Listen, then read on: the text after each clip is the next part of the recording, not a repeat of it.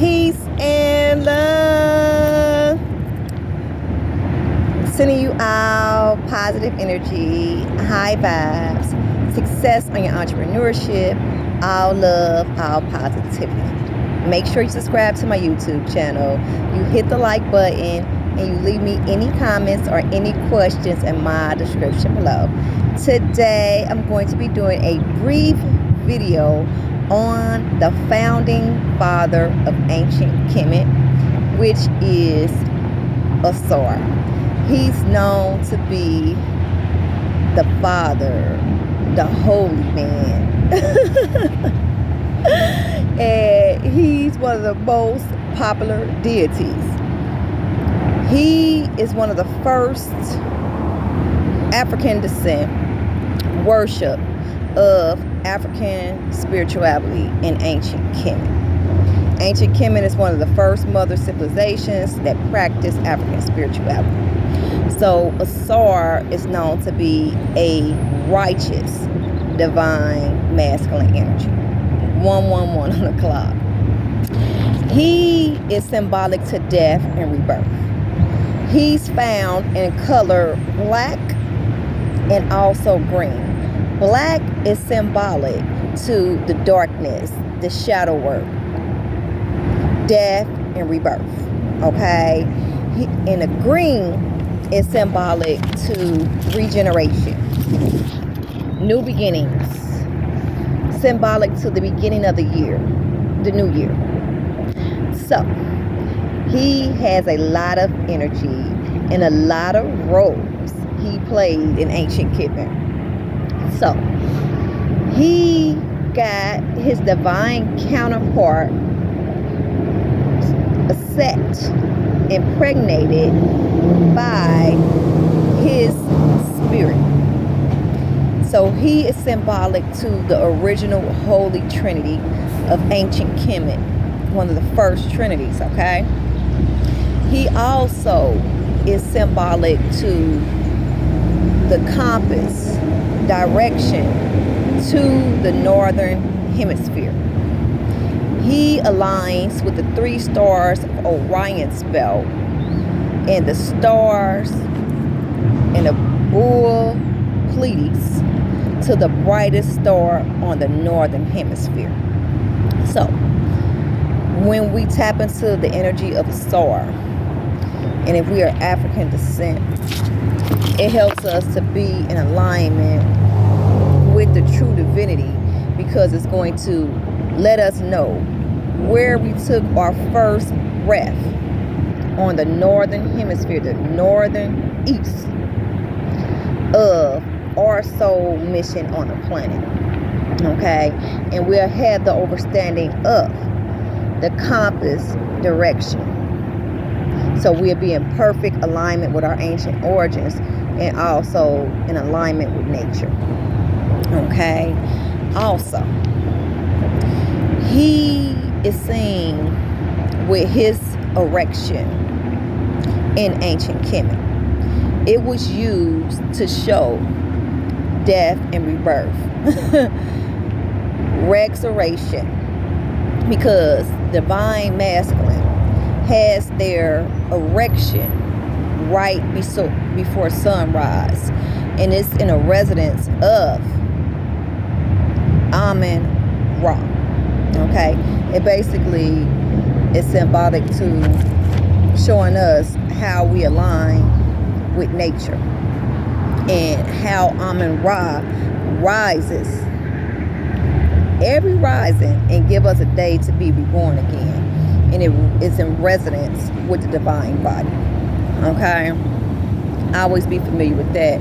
So he governs power, immortality, holiness, righteousness. He also taught the men how to nourish the dead bodies. Okay? He is seen to be connected with the ram, also the bull, showing us the compass direction, also showing us in African descent the beginning of the astronomical science of the calendar. He's the beginning of the calendar, and it's symbolic to the horizon. Amun Ra, the beginning. Actually, Aries means horizon. Okay? So, he marks the new year because we have that death. That's when it's darkness. That's when he's seeing the color black at the winter solstice. And then we have life. Everything starts to green again. That's why he's seen as the color green. And it mimics nature. And it shows us that our body has the same cycles as nature.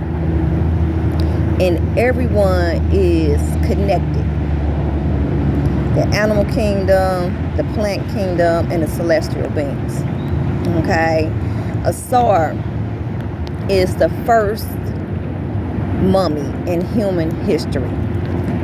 And it mimics death and rebirth. It mimics the God that we have within us. So, in ancient Kemet, they did a powerful ritual.